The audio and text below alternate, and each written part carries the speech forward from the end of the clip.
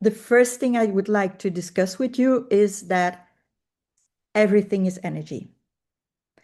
Sensations and feeling in the body are actually energy. And I talk a lot about energy because I come from Chinese medicine. And in Chinese medicine, we talk about energy. We talk about energy flow and how energy should flow in a natural way to be healthy. And when the energy cannot flow in a natural way, then we get unbalanced. And this unbalance is actually what is behind our crisis situations that we have. So the situations I discussed here, let's see, so that we discussed here, so the crying, the meltdowns, the unease, the aggressive behaviors, those have all an energy imbalance um, behind it. So if we can understand what the energy imbalance is, then we can come in with a more natural solution, with a more direct solution, and a more focused solution for the child and for the situation at hand. So everything is energy, and energy should be flowing. Energy should not be blocked, it should be free flowing. And sensations and feelings are energy. I already told you. Emotions are energy. Behavior is a result of energy stuck or too much or not enough, is a result of energy not being in free flow, energy not being in a natural free flow. Thoughts are also energy. So, energy. When we look at the body, then we have three energy centers. There are three energy centers in the human body. We have one in the belly, and that energy center is for physical growth. We have an energy center in the chest that is for emotional growth, and we have one in the head that is for mental growth. Now, what we see in autism is that the energy is not well proportioned or not well divided through these three energy centers. So here at the second child, here you see that in the belly there's a small blue center.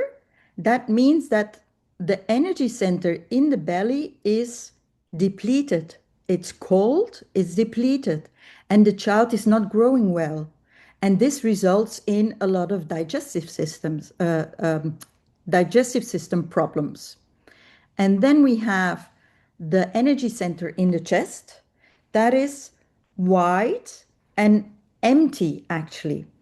And then we see the energy center in the head is big and red. So this is a typical autism division of energy in the body. So in autism, we know that most of energy is stuck in the 1/3 top of the body. And that's important to remember because of this, because the energy is so up, up, up in the body, they are prone to get frustrated more easily. They are prone to get angry more easily. When they get angry, the anger will be more and more extreme.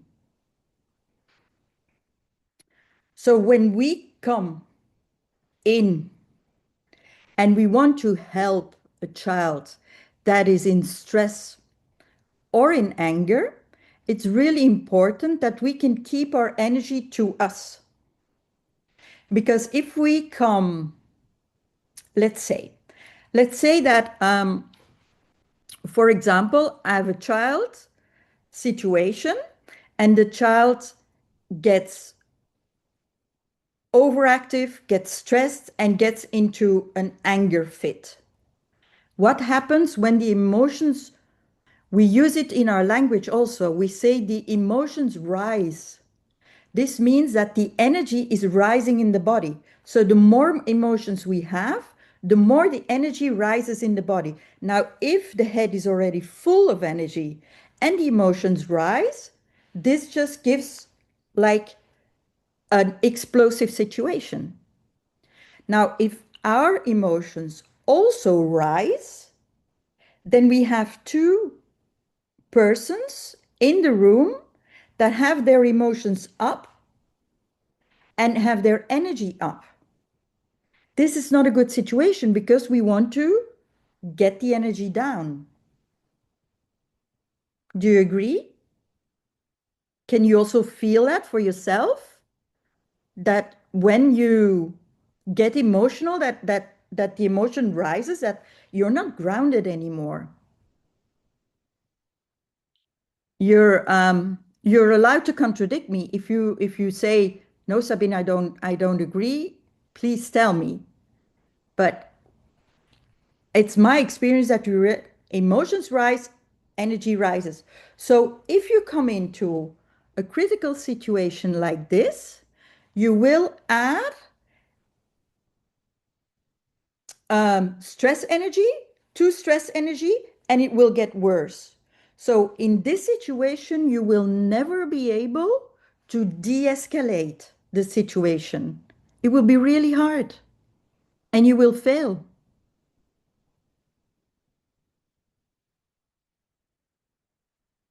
Have you ever experienced this in this way? I think I think you have. Yeah? I think you can recognize this situation that, and of course you're stressed because you're scared for the child. You're worried that something's going to happen or the child is going to break something or the child is going to hurt himself. It's normal that your energy goes up with them. But I'm just trying to explain to you what is happening on an energy level. Okay? So the first thing we need to do when we go into a crisis situation is take care of ourselves.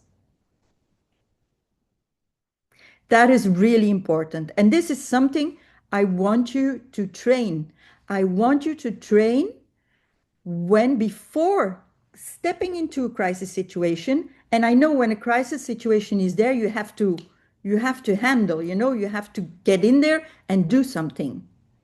But first, I want you to just take this like 1 minute for yourself to ground yourself, to make sure that you bring down your energy because your energy will go up anyway.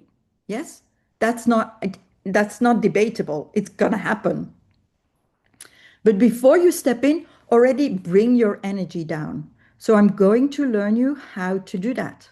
How to bring your energy down before you step into the crisis situation.